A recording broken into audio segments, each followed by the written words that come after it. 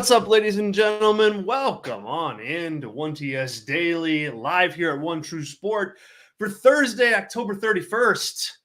Woo, spooky. Happy Halloween, everybody. Hopefully everybody has already slammed some of their favorite candy. I mean, I know it's whatever. I guess it's 11:15 almost on the East Coast. So that's almost lunchtime. So high time to get some sugar in your system if you have kids like I do. Good luck today. Good luck today. It was crazy in the house this morning, and I'm sure it's going to be crazy a little bit later on. So, boy, happy Halloween. All right, this is 1TS Daily. We're live here every single Monday, Tuesday, Wednesday, Thursday, and Friday, talking about wrestling, talking about the news in wrestling, talking about shows, previewing shows, and everything in between. So thanks so much for joining me. If you're listening and watching live on YouTube, hello. Do me a favor, hit like on the video. It helps us out big time. Thank you in advance for that. If you're watching on Twitter X, hi. Appreciate you being there as well. It's a blast. I've got the live chat up and running, and it is already chock full of people waiting to get in on the conversation. Sean is in there. Albzy is in there. Johnny and Gregory, hello. Good morning to you all. Thanks so much for being here. Look, the live chat is open, and I will take questions from there if you have them, or if you want to just make a comment, that is fine too. But I will be perusing the live chat as we go through the show today. So if you guys want to lead the conversation in a specific direction, one way or the other, drop it in there. Drop your questions, drop your comments, and I'll try to get to them. If you want to make sure that I get to them, drop a super chat. Those are open as well. Always helps out the show, helps me out. And also, if you really want to make sure something gets covered, drop a super chat in there. Any contribution helps. And I thank you in advance for that. I suppose, taking candy orders today too, I guess. I should have brought some up. We've got a enormous bowl of candy down there. I should have prepared a little bit better and had a bowl of something right here to be snacking on. But, next year. Okay, so live chat open, super chats are open, and we got a big agenda today. We're going to talk last night's episode of AEW Dynamite. We're going to talk Bobby Lashley in AEW. We'll also do a TNA preview for Impact tonight. Tomorrow on the show, we will be previewing Crown Jewel in full. So don't miss that. Our 1TS Daily Crown Jewel preview will be tomorrow. And I hope you join us live for that. We'll go through the whole show and have some fun, debate some winners and all that. So it's a good a Friday episode of the show to kind of wrap up our week and get us ready for the big Crown Jewel events over the weekend. So not too much WWE today outside a couple news nuggets that I want to get to. But, we will hit WWE very hard tomorrow.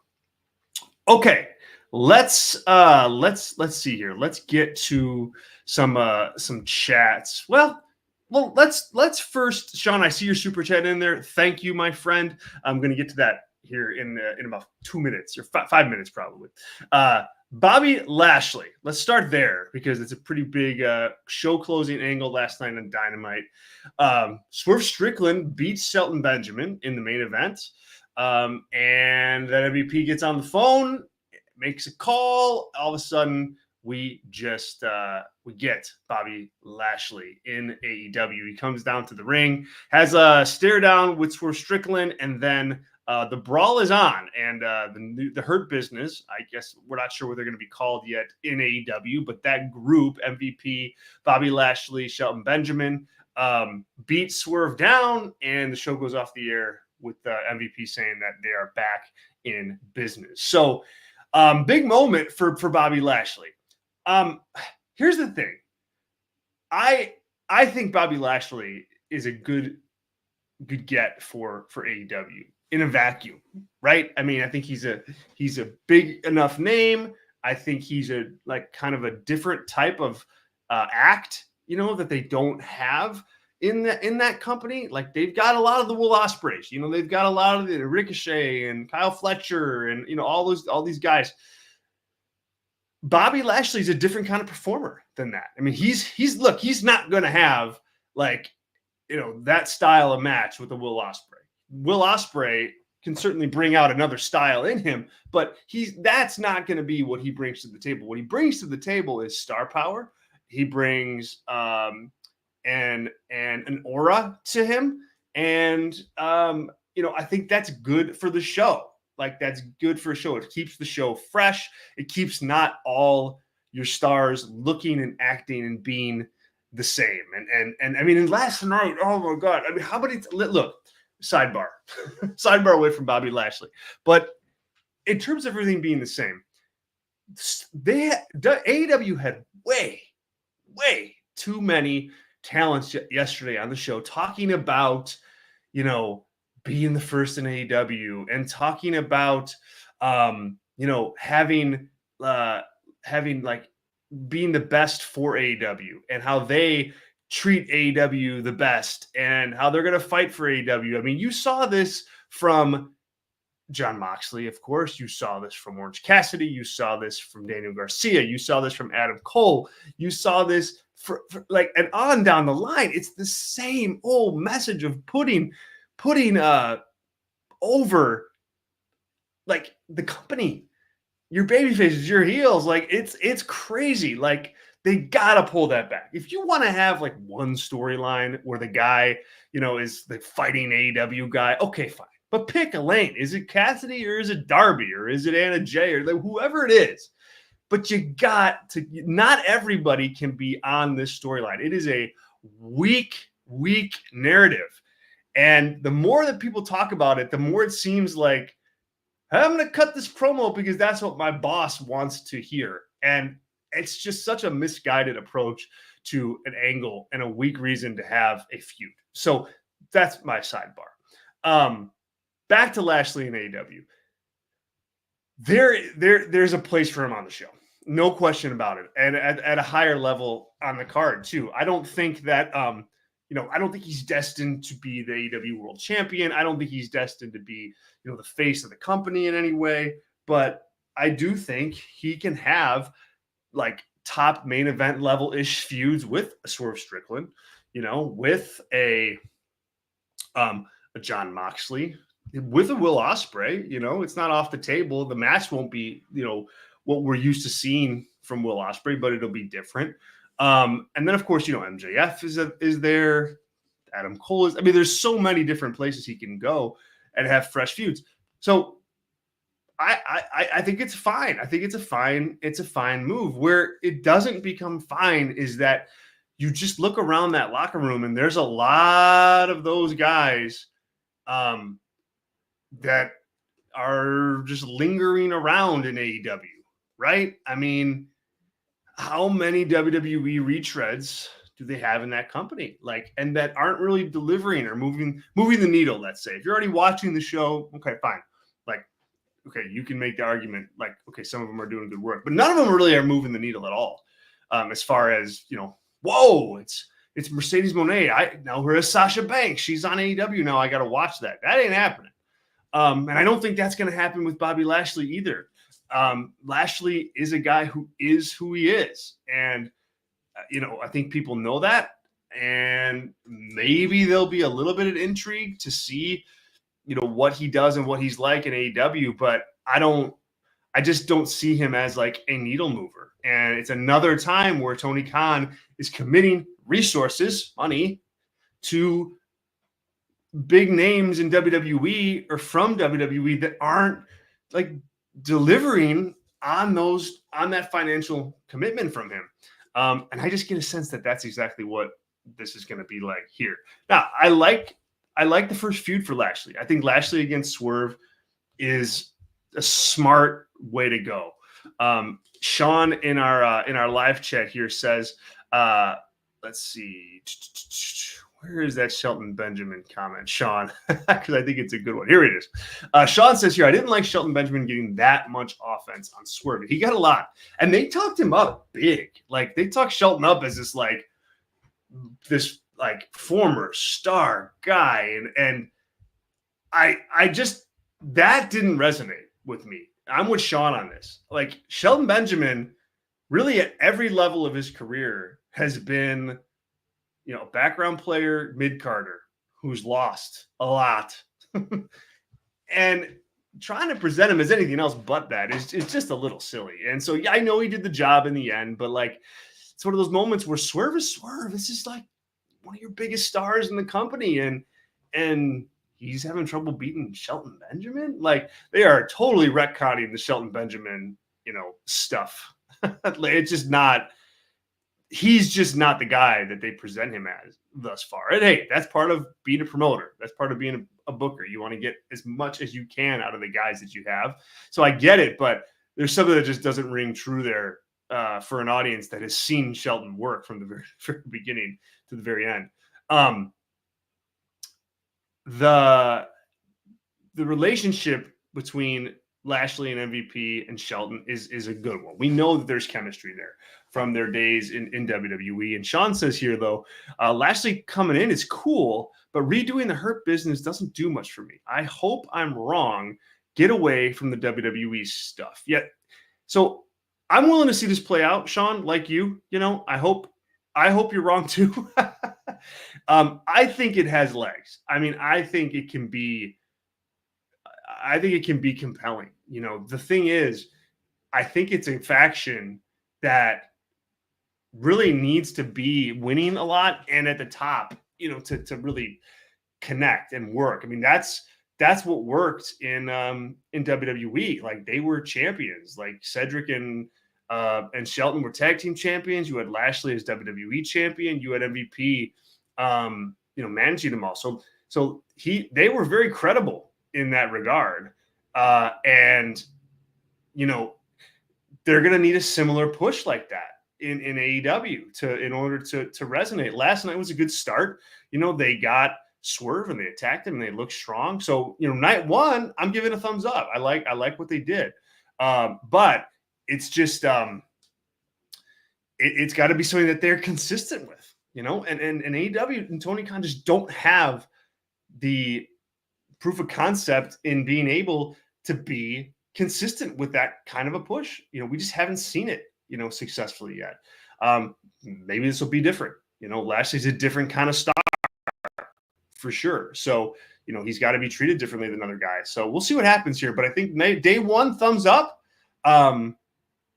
Like, first feud, thumbs up. Like, supporting cast around Lashley, thumbs up. Like, so this is batting a very high average right now. But they got to keep it going. They got to keep it going. Let's see here. Buddy is in here saying, good. I'm tired of seeing that flipping blank getting really stale. Bobby is truly needed for AEW. Yeah. I mean, like I said, I think Buddy, curse word aside, I think Buddy is, onto something. Bobby Lashley freshens up AEW a bit. I mean, he really does. And so I just think that you have to utilize him, though. That's the key. It's not so much that he's there. It's great that he's there, but you have to, you gotta like make sure that people remember that he's there and make him a powerful force in the company. That has to be a concerted effort, and that's not what we've seen thus far in AEW. So there you go. So that's Lashley. We'll see. We got a lot of time left to discuss this. Let's hit some super chats here. David says, "Coffee time, brother." Hey, David, man, thank you. I do appreciate it very much. And I'm gonna go get some coffee. It's gonna be a long night for me. For those who have kids, it's Halloween. You guys understand. And even if you don't have kids, I think you understand. It's gonna be a long night, so I'm gonna need that coffee, and I appreciate it, David. Thank you. Hopefully, your back is getting better, and you're getting some wins in the health column as far as that goes. I hope so, man. Thank you, and hope all is well. Sean in the super chat, and Sean has a question for us. And Sean says, "What do you think about Anna Jay, Mariah on Collision?" So. Sean, it's so funny. This is a hard question for me to answer because here's the thing.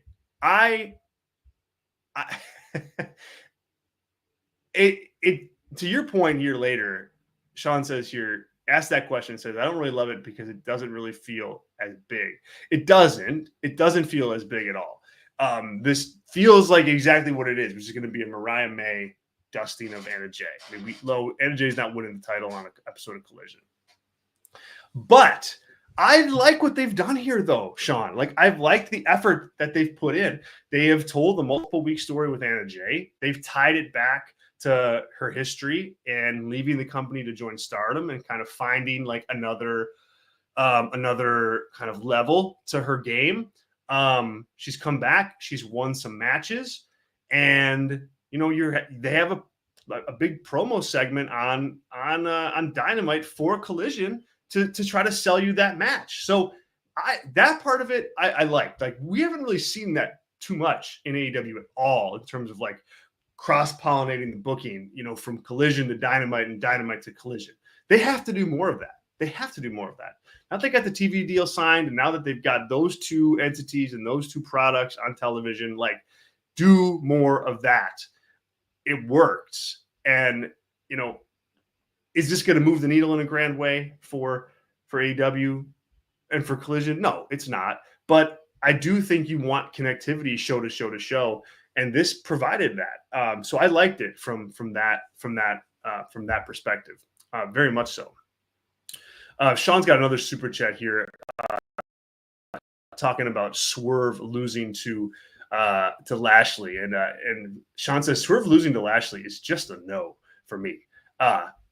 It's a no for me too. In the end, right? Like, if I don't get the sense this is going to be like a one and done type feud or a one and done type match. So I think you got to put Lashley over strong here in the initial kind of match at Full Gear. You just kind of have to, Sean, right? I mean, if you want, as I just mentioned, if you want Lashley in this new Hurt Business to be anything, you got to give it some juice. And so I think they do get a win here out of the gate, but long term, they don't. Long term, in the end, you get Swerve Strickland as the guy who comes out on top with the feud. My door just randomly opened there. There's ghosts in the house on this year Halloween day. So that's my take. I think Swerve wins in the long run overall, but I do think you got to give Lashley something, as hard as that might be. And I don't. I guess, like, by definition, that what I'm advocating for is 50-50 booking. But to me, like, if it's a drawn out feud, much like CM Punk and Drew McIntyre, like, they traded some wins. It's like a rivalry in sports almost. Like, the Bears and the Packers are not a good example in recent times, but they're going to play each other twice this year. And the Packers may win one, the Bears may win one. And, like, then from there, who knows what happens after that? Maybe they meet in the playoffs. You never know. So 50-50, yes, but if it's a long rivalry and a big time storyline, like, I think you can get away with that more than just, random, stuff on TV. My 2 cents. Thanks for the comment, man. Appreciate you. Sean also following up on our Anna Jay versus Mariah May talk. Sean says, but if Jay loses right away, how does it help? Well, I don't know. Like, Anna Jay's she's not as important as Mariah May right now. She's on the way up. She's trying to get to that next level. But I think, a job doesn't hurt her at this point, at least not to me. Like, I think that's her role right now. And she can build it back up and try to earn another title shot. Like, that's part of the game, I think, with her at this point. At least that's the storyline that I think works. David says, I'm feeling a lot better, man. Thank you. Oh, good, David. Thanks for the update, man. Appreciate it. All right, let's scroll through. I know that there's other stuff in here that we need to get to. Let's see here. Yeah, okay. We'll go here with things. Well, actually, first of all, Matthew says Shelton makes Swerve look small, then enter Lashley. LOL. Well, it's a bit of an issue. Lashley is enormous. I mean, he's just a big guy. I thought Swerve and him had a pretty cool face-off. Like, that's what I put in our little thumbnail graphic this morning. So I think that Swerve can make it work. He's got a big enough personality where he can make this work with Lashley. And when you go back to the stare off that they had, I mean, it wasn't too glaring to me yesterday, Matthew. So there you go. Thanks, Matthew. Douglas is here. Says good morning, everyone. What's up, Douglas? Thanks so much for joining us. Appreciate you, man. Thanks for being here live. All right. We got let's see, Johnny earlier in the show asked a question, and this leads into the next big talking point on AEW Dynamite last night, which is Full Gear. And we got some major developments. Johnny says, I can't wait for Full Gear, and then says, who would you like to see the Blackpool Combat Club face for the trios titles at Full Gear? So the big development regarding Full Gear was Orange Cassidy versus Jon Moxley, set official for the AEW World Championship at Full Gear. So not necessarily a fresh matchup. I mean, we've seen this a lot, but a matchup that makes sense given what the story is. I thought Orange Cassidy cut a perfectly fine promo to open the show. I thought that he, was able to shed parts of his gimmick that are comedic for a more serious tone and approach. And I think that's important with him. If he's going to be a guy that you count on to wrestle main events and top matches, he's got to be able to be serious. And I think he shed that just fine with the promo this week.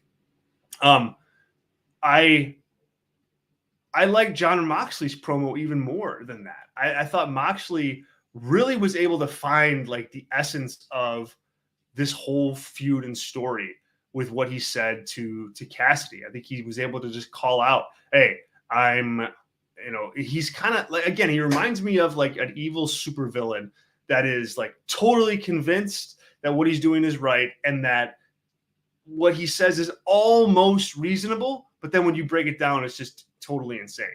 And I think Moxley's walking that line really well. And I think Orange Cassidy is a good guy to play off of. I didn't love the brawl that they had this week. I don't know. I just felt like it wasn't a good brawling segment. And I think to me that kind of echoes a point that Sean made very early on in our live chat. He says, what's up, Zach? Still a C show for me. Look at the dogs making all sorts of noise behind me. The shows have just felt very mid lately, and the crowds aren't helping.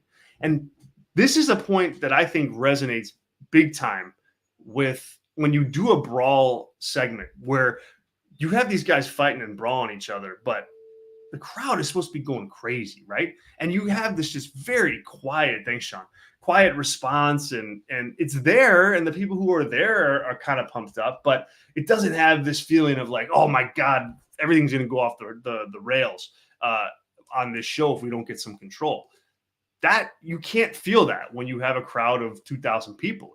Or last night I think it was over 3, but even still, when 3,000 people is in an arena for 10, that resonates. And I think the crowds are very much hurting the show, just like Sean says. And that, so I don't know that if the crowd or the big brawl with BCC would have been better had there been that audience reaction. But as I talk about all the time, and as I talk about in my book, Stunning the Wrestling Artistry of Steve Austin, which you can pick up right darn now on Amazon. I hope you do check it out. Reaction is everything. If you don't have the reaction, if you're not pulling and manipulating the audience to get what you want, like what you're doing is not working. It won't work. It can't work.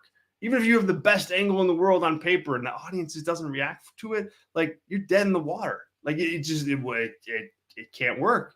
And I think that's kind of what happened with this brawl. But I do like Cassidy versus Mox. I think it's a good first feud for Moxley. And obviously we'll get into previewing all of that as we get closer to Full Gear. But for right now, I like that as the main event. Private Party wins the AEW World Tag Team titles in what I thought was an excellent match of the night for sure. I thought both those teams, have chemistry together. They work well together, no question about it. And like this was no different. They had a really good match. I think I don't know what's going on with the Young Bucks. Like they are just they are just not the same guys. Like, there's just a level of disinterest there to me. Their matches are fine, but they're not trying to present themselves as these big stars anymore. It just kind of all just kind of fizzles. Like, I don't know. I don't know what to say. Like, it's just one of those things where I don't get the sense that AEW is going to lose anything at all by them quitting, right? Like, it's just not going to be a thing that's an issue. So interesting from a storyline perspective, I guess. But now all of a sudden, Christopher Daniels being the guy that's trying to get the Young Bucks to stay after all the dastardly things that he's done to them, like, or that they've done to him. It's just kind of like, what are we doing? As Sean says here, the characters are absolutely all over the place. Absolutely all over the place. Matthew in a super chat. Thank you, Matthew. Gosh, thank you for the super chats today, guys. Means a lot. Appreciate you. Matthew says here, I can't believe the whole Moxley angle has led to OC and no one cares order. What in the heck, Tony? Also, thoughts on Cole's direction? Well, look, I think Moxley's angle is going to play out over a handful of months. Like, if I'm going to talk you off the ledge a little bit here, Matthew, there's just no way that they can give away some of these major big matches right away. So you gotta have a crescendo to it. You gotta have different chapters, and they have to go. So I think that is what's going on here. That's why I'm okay with OC right now being that. Adam Cole's direction, blurry, muddy. I think Cole had he had a good match yesterday, against Buddy Matthews. It was fine. I thought it got a little too cute with the referee or in the doctor getting involved. And it's like, come on, we've been there, done that. Like, goodness gracious. Too cute. But in the end, I thought they got to where, they needed to with the story. And I thought, excuse me here. And I thought that Cole looked good in his match, and I think that's a key part of what's to come with him is can he wrestle? Can he wrestle at the level that he wrestled before? And I didn't see anything yesterday that told me no, he can't. What I am just befuddled by with Adam Cole is like, get away from these guys. Roderick Strong and Matt Taven and that group, it's like, enough already. To be a big star in pro wrestling, you've got to stand on your own 9 times out of 10. Like, the top guys in pro wrestling are singles acts that stand alone. And you can't be buoyed down by these mid-carders at best if you want to be that. You just can't.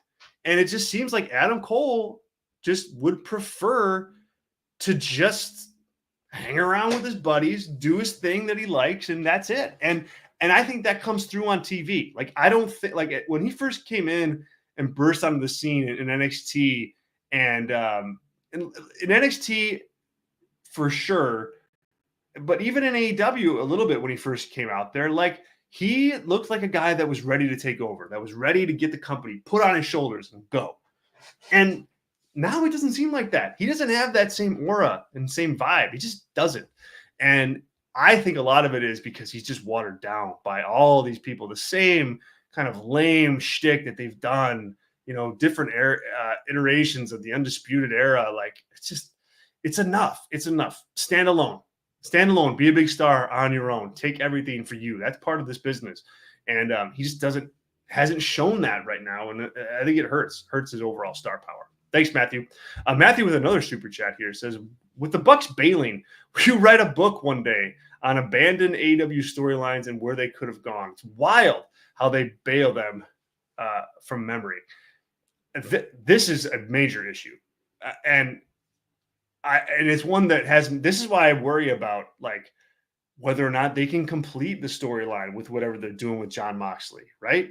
Can they get across the finish line with that? Because they haven't gotten across the finish line in any other major storyline that they've had in a successful way. They've gotten across the finish line, but it has not been to the benefit of the company. It's been more like, all right, well, we got to get somewhere. Let's finish this up. Ooh, let's cross that finish line. Like they just don't have it. And so, yeah, I mean, I think there's a book to be written there, at least a couple chapters so far.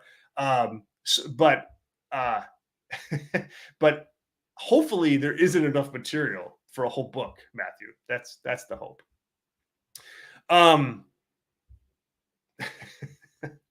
I love it.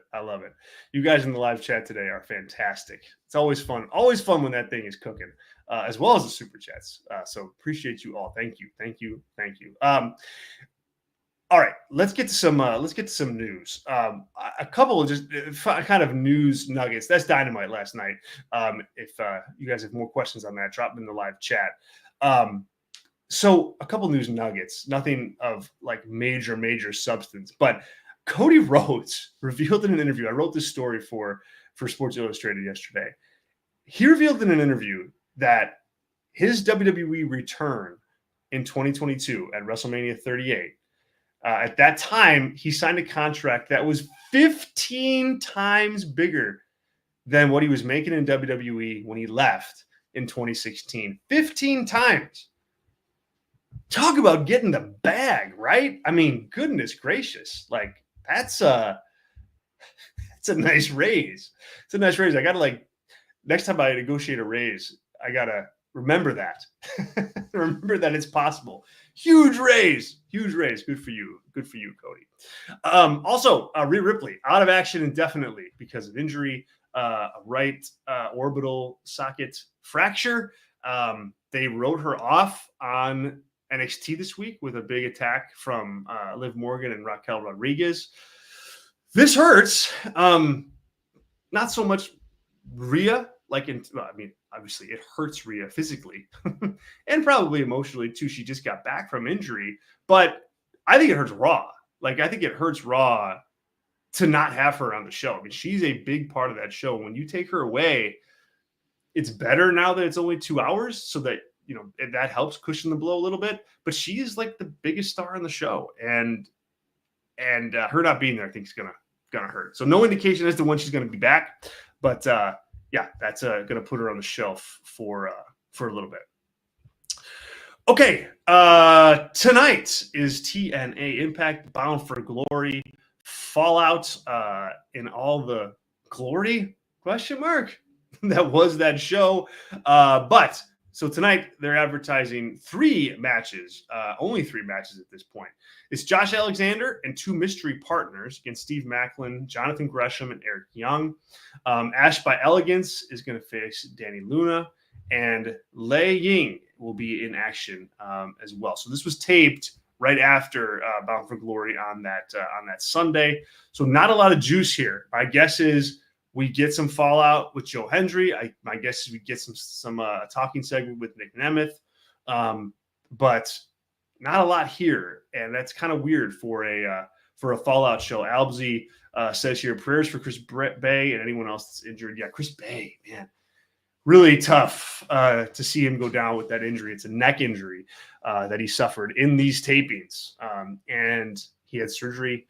He's doing okay, recovering, but it was a serious neck injury, and hopefully he is able to recover and get back out there if that's what he wants. But mainly, hopefully he recovers enough where he can just have a very healthy quality of life and then move on. But yeah, thinking of Chris Bay for sure. Douglas has an interesting question here. It says, which world title do you see Joe Hendry winning first? The NXT world title or the TNA world title? Well, listen, for whatever reason, I just don't think that, I don't know what it is, but why would you not put the title on Joe Hendry if you're TNA? That's your story. This is your WrestleMania, Bound for Glory. It's time. That's the time. Crowd's ready for it. The booking's ready for it. Everything's ready for it. It's a miss not to do it. I'm sorry. I understand, hey, okay, maybe we want to tell this long-term story. You already have. Joe Hendry's been over this for 6 months now. And the bottom line is TNA just doesn't have the ability to hold on to top talent that get over for a long period of time. Whenever they can go, they will go. And you can bet Joe Hendry's not sticking around TNA. He just isn't. So you got to get the most out of him while you can. So I would guess that, if I had to make a bet here, I don't know his contract situation. So I'm betting on the fact that he has a little more time in TNA. So I'll say the TNA world title just because I just can't see TNA being so bad at booking that they don't book this the right way. But I'm certainly not confident in that pick. Not by any means. Thank you, Douglas. Guys, we'll wrap up there. Thanks so much for being here. Appreciate it. What a fun show. We'll be back tomorrow for our WWE Crown Jewel preview. Thanks to everybody for their super chats today. Matthew and Sean, and David. Thanks to everybody who contributed on the live chat. Always a blast. So follow me on social media at Zack_Heydorn. Check out more of my work at Brass Ring Media. And sign up for our Substack newsletter. We got a written newsletter that goes out every day with new stuff on pro wrestling. So don't miss it. It's really easy to subscribe. Just search Brass Ring Media Substack, and it will be the first thing that comes up. So make sure to do that. It's free. Make sure to register to vote. That is also free, and it's coming up Tuesday. So if you haven't done so already, vote. It's important. Thank you so much. Have a happy Halloween. Eat lots of candy, and we'll see you guys tomorrow right here, 1TS Daily, live at One True Sport. Zack Heydorn. Talk to you soon. See ya.